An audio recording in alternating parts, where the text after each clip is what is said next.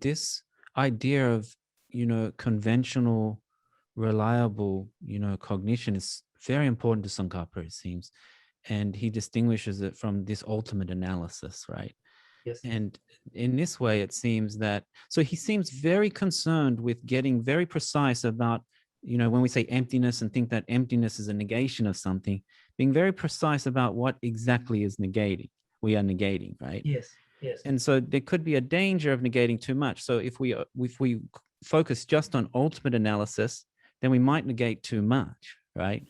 Yes. And so this conventional analysis, having that as a reliable source of knowledge, saves us from negating too much. Is that fair to say?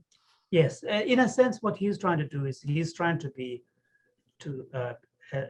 bringing into a much more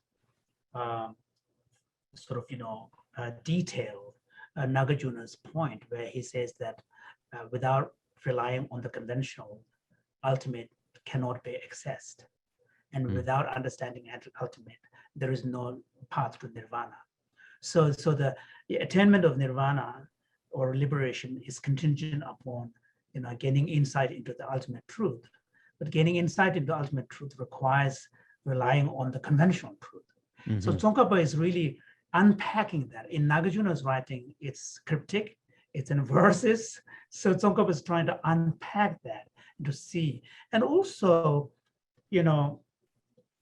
one of the things that Tsongkhapa is trying to do is that, like all the great Buddhist masters, including Nagarjuna, Tsongkhapa would admit that in the final analysis, in the end, we need to let go of language, concepts, thoughts, and so on, because the experience of the ultimate truth is beyond everything.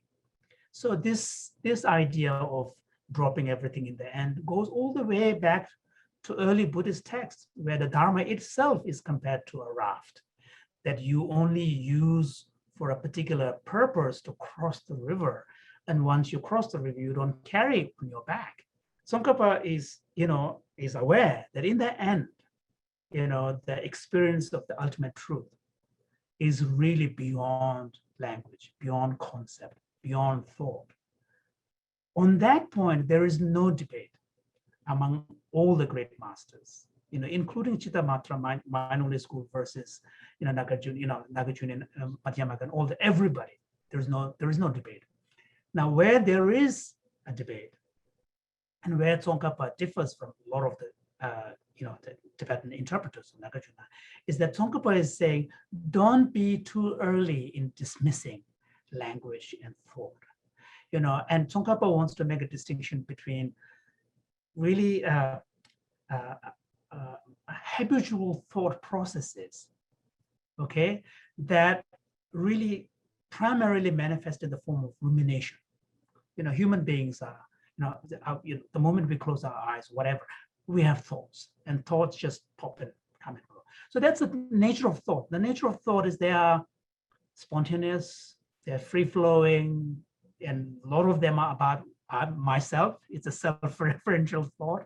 So it's, there's now a study that shows that when, there was a study that was done showing that on an average, about, around 50% of the time, even though we are supposed to be focusing on something, we are not focused. This is kind of, random thoughts, and, it was saying that the default mind is a wandering mind. That was one of the catchphrases that came out from that paper. And then someone said default mind is also a suffering mind, because a lot of the time when we are ruminating, it generally tends to be about me, about I. So that is the nature of thought. And those are, of course, complicated, and, a serious practitioner need to find a handle on how to deal with them. But there is also another category of thought, which is a reasoned thinking. A reasoned thinking is a disciplined thinking. And disciplined thinking requires bringing conscious, mindful attention, connecting with intention, and staying focused on the chosen topic. And so the Tsongkhapa wants to point out that actually, the disciplined thought process is not to be, lumped together with undisciplined mental chatter, which is in the form of rumination. is that they are two completely different things. Both of them belong to the category of thought, but disciplined application of the mind is what will make all the difference. And for us beginners who are not Arya beings, who have yet to have direct realization of emptiness, at the beginning, the only recourse we have is our thought, our intellectual understanding, and then applying our mind in a disciplined way with a little degree of sustained attention. This is why mindfulness type practice is really crucial, because even to apply our thought, it presupposes a certain degree of settledness. So I think this is where Tsongkhapa is. I think the Tsongkhapa is really pointing to us that don't be, haste in, throwing, the thought and Yes. language out. And because we can use thought and language and use it as part of our disciplined application of our mind. And also one of the key terms in Tsongkhapa is the word ngepa, which is ascertainment. Yeah. And ascertainment derived through disciplined application of the thought is what is going to make a difference. So how does intellectual understanding ultimately affect a change at the behavioral level and emotional level? He's saying the mechanism by which the change really happens is through this sustained maintenance and cultivation first, and then sustained maintenance of ascertainment, ngepa or ngeshe. And because the ngeshe is what brings us conviction. And when we have deep conviction, then it changes our outlook. In modern language, we call it mindsets. It changes our mindsets. And once we change our mindsets, we now begin to look at ourselves in the world in a different way. And that's how change is acquired cumulatively.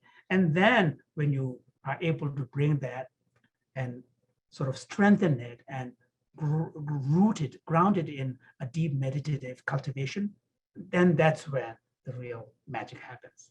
So I think it's a very, rich, sophisticated psychology of how mind changes that is behind Tsongkhapa's, even a philosophical treatise like this. He's always looking at it from the practical angle of how does this affect mental transformation?